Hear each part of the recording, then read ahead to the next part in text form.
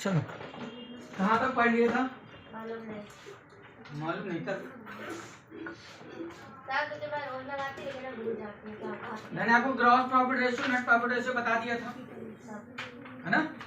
What do you mean by gross profit ratio, what do you mean by net profit ratio? Net profit डेब्ट equity indicate करता है। डेब्ट equity ratio, है ना? Sir gross profit quick assets क्या होती है बताओ?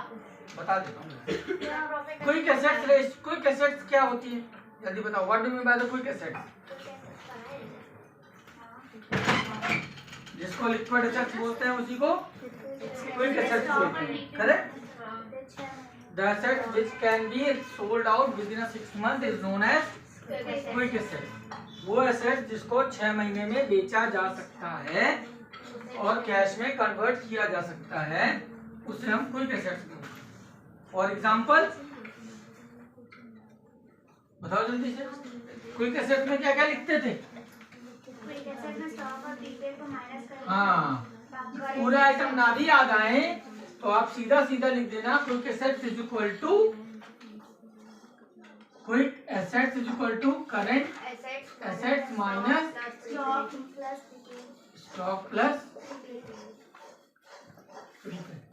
चलेगा? It is known as quick asset. Quick assets में अगर दूसरे लैंग्वेज में लिखोगे तो करंट एसेट्स में क्या क्या आता था? Debtor, bills payable, stock, prepaid, short term investment, cash at bank, cash at bank. हाँ, कैश बैंक, ये आइटम थे। तो अगर हम इसको बोले क्विक एसेट्स बताओ तो तुम्हें खाली क्या करना है? क्विक एसेट्स बन जाएगा कब? स्टॉक ऑफ प्रीपेड को हटा देंगे। तो क्विक एसेट्स को दो तरीके से लिख सकते हैं, current assets minus stock and prepaid, या ये सारे नाम the assets which can be converted into cash within a 6 month is known as quick asset. वो संपत्ति, वो प्रॉपर्टी जिसको 1 साल में कैश में कन्वर्ट किया जा सकता है। सर कोई ट्यूब नहीं सर वो वाली लीजिएगा, चाय बना रही थी तो कंदीन पकड़ ली। मेरे को भी काट लिया था, मैं ये सर 1 साल वाला उसका बता दें। करंट घर से लगाई थी, नमक लगाई थी, पूरा झाड़ लिया। नमक लगाई थी, छाले नहीं पड़ते, जले पे नमक छिड़कना इसी को कहते हैं। मेरी मम्मी भी कहती है नमक लगा दो। मैंने कभी नहीं किया है। छाला नहीं पड़ता नमक से। कुत्ता काटता है तो मिर्ची लगाते हैं, आप सोचो। हम सर ये मेरे को भी चाहिए। अब लोग इंजेक्शन खाने की जगह मेरे को भी चाहिए, मेरे को भी चाहिए। जहर नहीं खाएगा ना। मुझे बोली कुत्ता काटता है तो मिर्ची लगाते हैं। मैं बोलती हूँ हम लोग को कुछ काटता है तो हम सीधा हॉस्पिटल जाते हैं। अरे लोशन थोड़ी है, कागज गाल में बोल देगी, दवाई है। मुझे लगा वो व्हाइट वाली है जो आपने भर दी थी। हाँ, सॉफ्ट सी स्किन जिससे हो गई। खरीद लेना इसीलिए। चलो ध्यान चल रही थी। सर आप अपनी कमाई करा रहे हैं, ध्यान तो बोल रहे हैं। Quick assets is clear. What is quick asset? The assets which can be converted into cash within a 1 year is known as quick asset. ठीक है ना? Next line is what do you mean by gross profit ratio? Gross profit ratio क्या होता है? ये आपको बता चुका हूँ मैं। Gross profit ratio is a ratio where we analyze the gross profit out of sales. Here the relationship between gross profit and net sales is known as gross profit ratio and the formula is Gross profit and net sales है ना? Same बताओ net profit. सही net profit नहीं मालूम है, वही बता सकते नेट प्रॉफिट हैं। Net sales into 100। रिलेशनशिप बता सकते हैं। देखो एक ही चीज को लिखने के 4 तरीके, जैसे एक तरीका तो याद हो गया था रिलेशनशिप बिटवीन वाला। अब एक दूसरा तरीका है। दूसरा तरीका ये है finding the percentage of net profit out of sales is known as net profit. Finding the percentage of net profit. Net profit का परसेंटेज निकाल रहे हो ना, finding the percentage of net profit out of sales is known as net profit. ऐसे इसको क्या बोलोगे? GP के लिए क्या बोलोगे? Finding the percentage of gross gross profit out of profit sales. Out of sales is known as gross profit ratio. Done? कोई confusion? Right. तो ये दो अलग अलग तरह। अब नेट प्रॉफिट का formula, net profit upon net sales into 100। देखो दो फॉर्मेट मिल गए आपको। पहला वाला the relationship between net profit and net sales is known as net profit ratio. दूसरा the net profit percentage out of Sales. Sales is known as net profit ratio. दोनों में से जैसे मान लो दो आ जाए तो एक वाला लिख दो, दूसरा वाला बना दो। ठीक है। जैसे अगर आ गया करंट रेशियो, तो अभी मैंने आपको क्या सिखाया था? The relationship between current assets and current liability is known as current ratio. इसी को दूसरे तरीके से लिखेंगे, उसमें परसेंटेज नहीं निकल रहा। The ratio between current assets and current liability is known as current ratio. तो जो आंसर आएगा वही ना। हाँ, अब टाइम्स वाला भी अगर टाइम्स में लिख देते तो ठीक है ना। फॉर्मूल डेफिनेशन बनाना सीखना, ना कि डेफिनेशन रटना। रटेंगे तो रटते नहीं जाएंगे। ये होगा नेट प्रॉफिट। अगला देखो क्या है, last question. What is average collection period?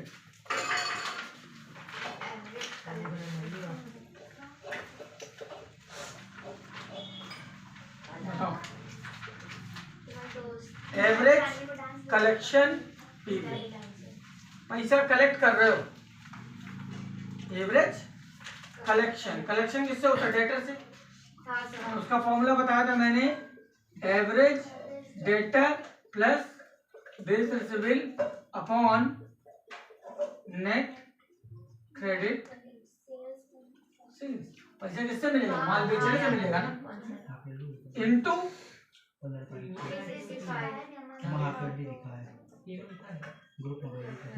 बताया था। Average collection period is the time duration to collect the debt within 1 year. फिर से बोल रहा हूँ, average collection period indicate the time duration to collect the debt from the market within 1 year. तो फिर से बोल रहा हूँ, ध्यान से सुनना। एक साल में हमको अपना पूरा पैसा वसूल करना है, एक साल में हमको अपना पूरा पैसा वसूल करना है, तो एवरेज कलेक्शन पीरियड क्या बताएगा कि तुम किस तरीके से धीरे धीरे पैसा वसूल करो कि तुमको पूरा पैसा मिल जाए। बात समझ में आ रही है? Average collection period indicate that how much time you recover your debt within 1 year। जैसे मान लो मैंने 1 लाख का उधार बांट दिया, ठीक है ना।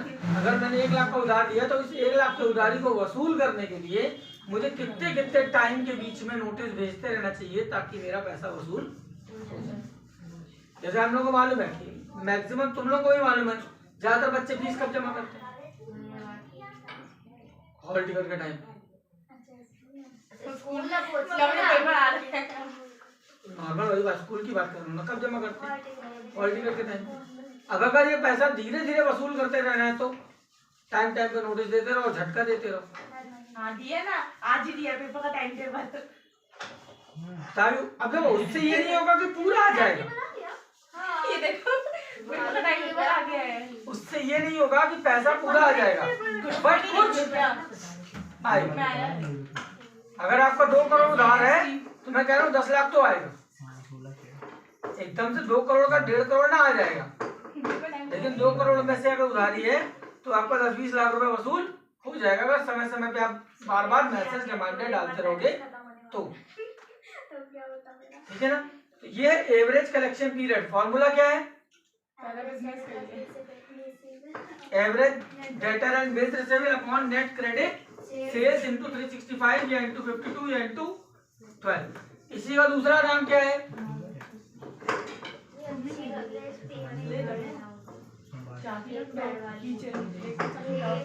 पता ही नहीं चलेगा। इसी से फॉर्मूला बनाओ जल्दी से, चलो। Average creditor plus net credit purchase net credit purchase purchase. Sir 52 month है 52 मंथ होते हैं सॉरी साल में।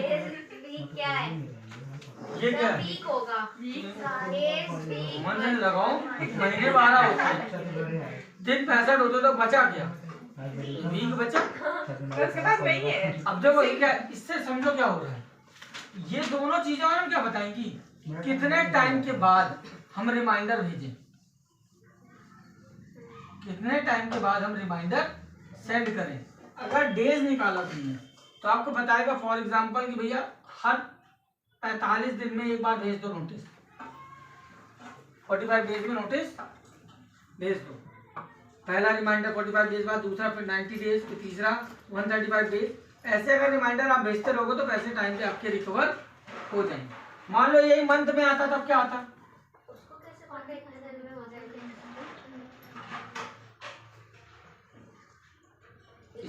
इसके बेसिस पे निकाला ना, कितना उधार हमारा है एवरेज, और कितना हमने उधार माल बेचा है, उससे जो एवरेज आएगा, इतनी उधारी तुम दिए हो, उसके हिसाब से अगर इतने इतने दिन में नोटिस भेजते रहोगे तो तुम्हारी जो उधार बची हुई पेंडेंसी है वो रिकवर हो जाएगी। अगर इसी को मंथ में निकालते तो क्या आता? 45 डेज में आया था ना, मंथ में क्या आता? 1.5 मंथ। आधे डेढ़ महीने में नोटिस भेजते रहो। अगर ये वीक में निकलता तो 1.5 महीने मतलब हर 6 वीक में आप नोटिस भेजो तो आपकी रिकवरी हो जाएगी। ऐसे ही आ गया परचेज। परचेज का मतलब मान लो मेरे ऊपर 1 लाख का कर्जा है, अब मुझे 1 लाख का कर्जा चुकाना है, तो मेरे दिमाग में एक चीज क्लियर होनी चाहिए कि मैं कितने कितने दिन में पैसे देता रहूं, इंस्टॉलमेंट बना लूं, ताकि साल भर में मैं पैसा पे कर सकूं। तो वो कैसे निकलेगा? Through this. बात समझ में आ रही है? तो ये होता है एवरेज कलेक्शन पीरियड और ये होता है एवरेज पेमेंट पीरियड। ये बड़े बड़े बिजनेसमैन निकालते हैं। क्यों निकालते हैं? क्योंकि उनको रिमाइंडर सेंड करना होता है। उनके पास लोगों की जैसे आप मोबाइल यूज करते हो ना, सारे लोग, आपके पास 2 दिन पहले से नोटिस आने लगता है मोबाइल में मैसेज, आपका रिचार्ज खत्म होने वाला है, रिचार्ज करें। महीना पहले सर मेरे 4 दिन पहले आता है ना। तो हर कंपनी ने अपना रिमाइंडर अलग सेट कर रखा है। किसको अभी आपके पास 4 दिन पहले आ रहा है, जब रिचार्ज कराते उसी दिन आ जाता है, 28 दिन तक चलेगा, उसके बाद खत्म। वो रिमाइंडर नहीं है, उसमें तो आया वो रिमाइंडर नहीं है, वो आपको इन्फॉर्म किया जा रहा है कि आपका 28 दिन का रिचार्ज हो गया, लेकिन 26वें दिन आपके पास मैसेज आएगा कि 2 दिन बाद निपटने वाले हो। उसके बाद 4 दिन 5 दिन 7 दिन आता है ना। क्यों है? ये क्या है इतने पैसे खाते हैं कि कस्टमर को पैसे इग्नोर करते हैं तो बड़े होशियार फोन पे बताने लगते हैं। वो क्यों कर रहे हैं? क्यों तुम देखो, समझो बात को, उनको मालूम है कि अगर आपने 2 दिन रुक गए, 2 दिन आपने रिचार्ज नहीं कराया, 2 दिन बाद कराया, और इस तरह के अगर 1 लाख कस्टमर हो गए तो 2 लाख दिन का रिचार्ज उनका नुकसान हो गया। उन्होंने 2 दिन रिचार्ज नहीं कराया ना। इस तरह के अगर उनके 1 लाख कस्टमर है तो 2 लाख दिन का मतलब भाई 2 लाख दिन डिवाइडेड बाय 28 का महीना होता है। रिचार्ज वालों का 28 दिन का होता है। जितना डिवाइड करोगे और मल्टीप्लाई, मान लो 200 का रिचार्ज है तो उनका कितने लाखों का नुकसान होगा।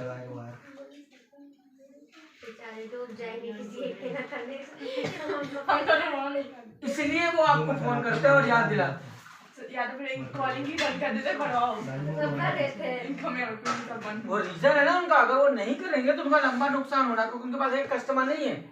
अब रिलायंस के पास अगर 38 करोड़ कस्टमर है और अगर हर कस्टमर 1 दिन रिचार्ज ना कराए, 1 दिन लेट कर दे बस, तो 38 करोड़ डेज का नुकसान हो गया। और 38 करोड़ डेज डिवाइड बाय 28 और मल्टीप्लाई बाय 1 महीने का रिचार्ज की वैल्यू। सर मैं 2 दिन में पता रखती हूँ। अच्छा एक चीज बताओ, जब अक्सर न्यूज में सुना होगा तुम लोगों ने कि इस शहर की बिजली 8 घंटे गोल रही और देश को 1500 करोड़ का नुकसान हुआ। ऐसी न्यूज़ सुनी आती है नहीं। आई ये न्यूज सुनी होगी, कोविड के दौरान देश की अर्थव्यवस्था को इतने करोड़ का नुकसान। कैसे? क्या का नुकसान भाई? नुकसान ऐसे सब फैक्ट्रियां बनती, प्रोडक्शन बनता, प्रोडक्शन बंद है तो सेल्स बंद है, सेल्स बंद है तो टैक्स नहीं आ रहा। जीडीपी खत्म। बात समझ में आ रही? अगर 1 घंटे लाइट गोल हो जाए दिल्ली में तो 1000 करोड़ का नुकसान हो जाता है। और यहाँ जो हमारे यहाँ बंद होती है उसका क्या? तुम्हारे यहाँ तो उतनी वैल्यू नहीं तो क्या करें? अगर पूरे मोहल्ले की बात क्यों? करें, इतने प्लांट हैं, इतनी फैक्ट्रियां हैं कि उनका 1 घंटा प्रोडक्शन बंद रहेगा तो हैवी लॉस हो जाए। सोचो अगर किसी कंपनी में 1 करोड़ कस्टमर, 1 करोड़ वो है, मान लो 1 करोड़ 1 लाख एम्प्लॉई है, बंद क्यों करते हैं? उनको इतना नुकसान होता है तो। अरे फॉल्ट हो गया बंद हो गई। अब वो क्या करेगा? अगर 1 लाख कस्टमर 1 लाख एम्प्लॉई है किसी फैक्ट्री में और 1 घंटे के लिए मशीन बंद हो गई तो 1 लाख घंटे का नुकसान हो गया। क्योंकि 1 लाख घंटे भाई क्या वो आदमी लेबर के लिए क्या है? लेबर के लिए क्या है? 1 घंटा मस्ती मार लेंगे। वो 1 घंटे ना मस्ती मारे, 1 लाख घंटे मस्ती मारे, क्योंकि 1 लाख एम्प्लॉइज हैं। आप एक दिन में कितने घंटे काम करते हैं? अगर काम करो वही हो गया, 1 घंटे में सूखी, 5 रुपए 5 घंटे में सूखी। 5 रुपए से 1 ही घंटे बना देगी सर के दाम 5 घंटे। अगर कोई एक आम आदमी जॉब करता है या एम्प्लॉयमेंट करता है तो वो 8 घंटे से 10 घंटे काम करता है ना। लेकिन अगर किसी के यहाँ 1 लाख एम्प्लॉई है और अगर वो 10-10 घंटे काम करते हैं तो 10 लाख घंटे काम हो रहा है रोज। और ये जो 10 लाख घंटे काम हो रहा है इसी वजह से वो जो ऑनर है वो अरबपति है और जो हम 10 घंटे रोज का काम कर रहे हैं इसीलिए हम रोडपति हैं। इस लॉजिक को समझो, वर्किंग आवर्स जब मल्टीप्लाई होते हैं ना तो इनकम भी मल्टीप्लाई होती है। ये बिजनेस का बेसिक फंडा है। चलिए ये हो गया आपका थ्योरी। आपको पूछेगा ना कि 5 रुपए कितने घंटे में सोते थे? 5 घंटे में सोते हैं। कोई बोले आर्यभट्ट ने उसने समझाया था, क्या नाम है उनको, मैथमेटिशियन का नाम भूल रहा है। आर्यभट्ट नहीं, वो मूवी आई थी वो भूल गई। वो बोलता है जीरो की क्या वैल्यू है? अरे वो नाम ध्यान नहीं आ रहा है मेरे को भी। तो वो टीचर बोलता है जीरो की कोई वैल्यू नहीं है, तो वो खड़ा होकर बोलता है ऐसा थोड़ी होता है। एक अंदर अगर उसकी कोई वैल्यू नहीं है तो 1 की वैल्यू 10 गुना कैसे होगी? अगर जीरो की कोई वैल्यू नहीं है तो अगर 1 के बाद जीरो लगता है तो उसकी वैल्यू 10 गुना क्यों हो जाए? याद ही नहीं आ रहा है नाम ही। आर्यभट्ट या नागार्जुन ऐसे कुछ है, नाम बोल रहा हूं। एक बार बुक में मैंने पढ़ा था, ध्यान नहीं आ रहा है, मैथ्स की बुक में पढ़ा था। ऐसा नहीं है कि जीरो की वैल्यू नहीं है। जीरो की वैल्यू क्या है? जीरो अगर दोस्त है तो आपकी वैल्यू 10 गुना कर देगा। जीरो से अगर तुमने दुश्मनी ले ली, यानी अगर दोस्ती कर ली तो तुम्हारी वैल्यू 10 गुना, और जीरो से अगर तुमने दुश्मनी कर ली ये अच्छा है दुश्मनी वाला। तो तुमको निपटा के दर देगा। 100 है, अगर दुश्मनी कर लेगा तो जीरो, और 100 अगर उससे दोस्ती कर लेगा, बोले आओ मेरे साइड बैठ जा, तो वो 1000 हो जाएगा। इसका मतलब गधों से दोस्ती करो ये नहीं बोल रहा हूँ।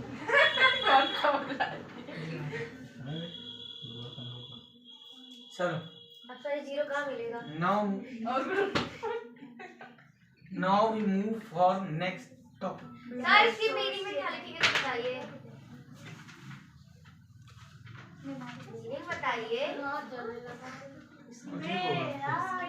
जलन तो होगी ना, ऐसा पानी डाल दी ऊपर से। तो ट्यूब लगाने का फायदा क्या हुआ? उसके अंदर ही डाल दी वो जो अबे Average collection period indicate that how much time we send a reminder for payment. It's depend on week, month or days.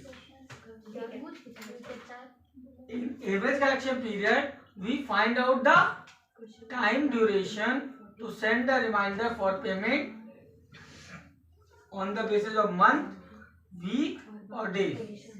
कि कितने महीने में, कितने हफ्ते में या कितने दिन में हमको रिमाइंडर सेंड करना है फॉर द कलेक्शन और या फॉर द पेमेंट। दोनों के लिए सेम डेफिनेशन है, ठीक है ना।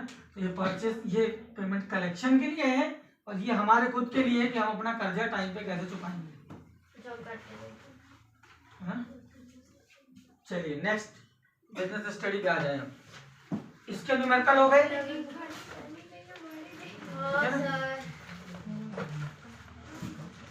अब ध्यान रखना, अभी मैं कल जो है अभी आज ही अभी तो ये मैंने आपको न्यूमेरिकल कटवाए थे ना, क्रॉस करवा दिए थे ना। अब अभी बुक उठाओ, कौन सा न्यूमेरिकल अनिवार्य है लगाना, इज कंपल्सरी टू सॉल्व। पहले से ये मामला निपटा दे, ताकि कल संडे तो लगा डालो। लगाने वाले तो लगा ही नहीं है ना, लगाने वालों को मैं भगवान क्या करूँ, देवता भी आ जाएगा तो क्या कर लेगा।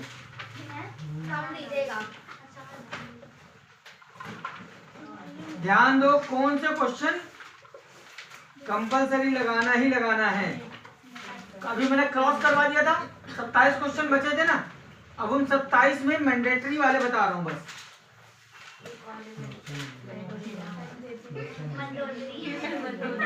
मंदोदरी नहीं, मैंडेटरी। उसके लिए कह रही हूँ 1 2 सर रुक जाइए थोड़ा, पेज नंबर बता। Page number 568। पुरानी बुक नहीं है सर, इसकी बुक में तो है ही नहीं। यार नहीं पहुंचा ही नहीं है। हाँ पुरानी बुक में इसमें है नहीं।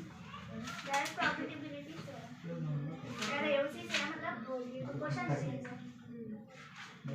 ये बाद में जुड़े होंगे ना क्वेश्चन। 1 2 प्रॉफिटेबिलिटी तो मेरा भी है।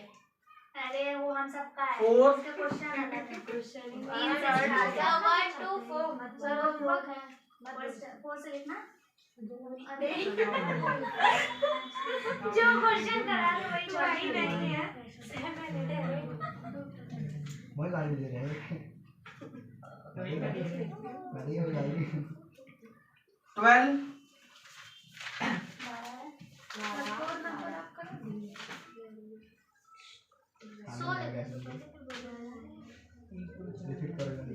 14 15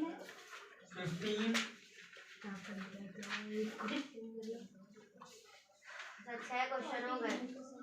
14 नहीं है 6 न हुए हैं। सर 6 ही हुए हैं। हाँ वही बोल रहे हैं।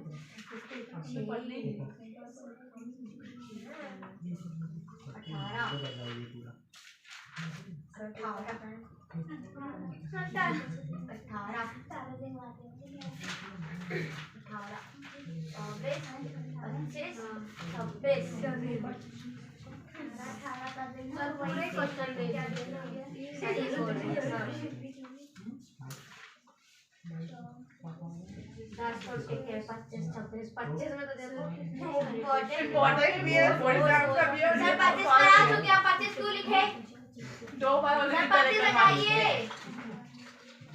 जो कर चुके हो तो मत करना, इससे ज्यादा क्या कर सकते हैं। और कौन से 30 30 भी करा चुके हैं आप, इतने से। इज इम्पोर्टेंट भी है, मुझे सामने क्या है अभी भी दवा वो क्या सर बहुत होता है।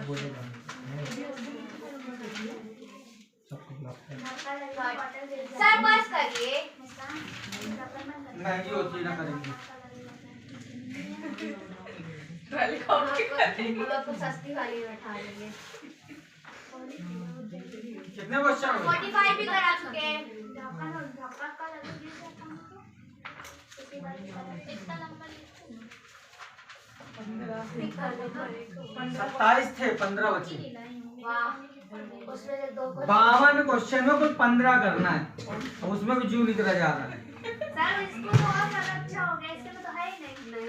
नहीं है तो क्या करेगी नहीं।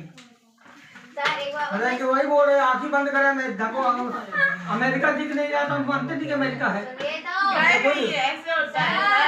हाँ गए नहीं तो है नहीं। और मैं से